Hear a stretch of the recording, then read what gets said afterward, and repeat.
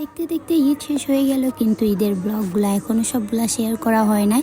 তাই এখন আস্তে আস্তে সবগুলা ব্লগ শেয়ার করব। এটা ছিল ঈদের তৃতীয় দিন, কোথায় গিয়েছিলাম তা নিয়েই থাকছে আজকের ব্লগ। হ্যালো এভরিওয়ান, আসসালামু আলাইকুম, welcome back to my another new video. আমি আমার হাজব্যান্ডের সাথে আজকে ঘুরতে যাচ্ছি, বিকজ ঈদের দিন তো কোথাও নিয়ে যেতে পারে নাই, সে অনেক বেশি সিক ছিল, এর জন্যই আর কি তার সাথে আমি কোথাও ঘুরতে যেতে পারি নাই। আমার শাশুড়িদের সাথে ঘুরতে গিয়েছিলাম একটু বিকেলবেলা।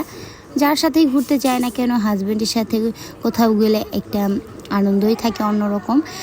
মনে হয় যে লাইফ পার্টনার পাশে থাকলে একটা কনফিডেন্স থাকে সব জিনিসের, আর আনন্দটাও একটু অন্যরকম থাকে। তারপর সে বলল যে চলো আজকে আমি একটু সুস্থ আছি, চলো কোথাও ঘুরতে যাই। আমি তো জানি না যে সে আমাকে আজকে কোথাও ঘুরতে নিয়ে যাবে, আমার কোনো প্ল্যান ছিল না। তারপরে একটু রেডি হয়ে নিলাম, সে বলার পর রেডি হয়ে তারপরে আমি আমার হাজব্যান্ডের সাথে যাচ্ছিলাম। আমি জানিও না আসলে সে কোথায় আমাকে নিয়ে যাবে। তারপর আমি তার সাথে যাচ্ছিলাম, যেহেতু কোথাও যাই নাই, আর আমি অনেক বেশি খুশি ছিলাম যে সে আমাকে যেখানেই নিয়ে যাক না কেন আমার একটু অন্যরকম আনন্দ লাগবে। তারপর আমরা এদিক দিয়ে যাচ্ছিলাম, আসলে শহরটা একদম ফাঁকাই ছিল ধরতে গেলে, যে সব মানুষজন গ্রামে চলে গেছে, এর জন্যই হয়তো বা শহরে মানুষজন একটু কম ছিল।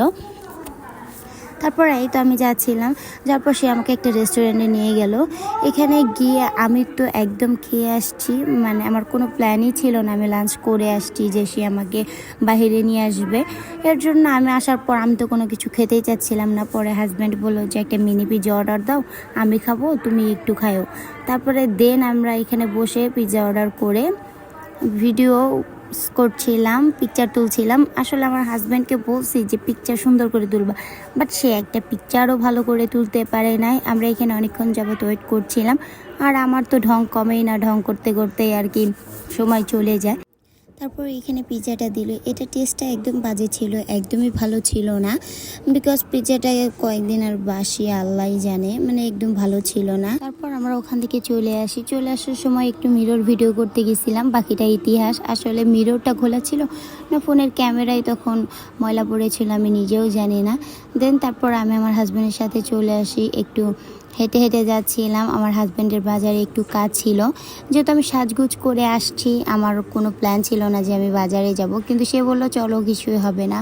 তারপরে আসলে কয়েকদিন মাংস খেতে খেতে আসলে বিরক্ত হয়ে গেছি, তাই হাজব্যান্ড আসছিল কিছু সবজি কেনার জন্য, আর আমি এখানে বাজারে এক সাইডে বসেছিলাম, কারণ বাজারের ভিতরে অনেক বেশি ভিড় ছিল, তাই আর কি যাইনি। বাজার করা শেষ, এখন বাসায় চলে যাচ্ছিলাম।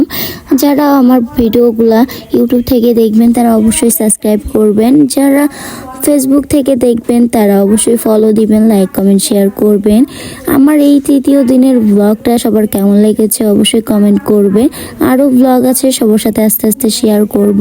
আজকের ব্লগটা এতটুকুই, সবাই ভালো থাকবেন। Thanks for keep watching my video. আল্লাহ হাফেজ।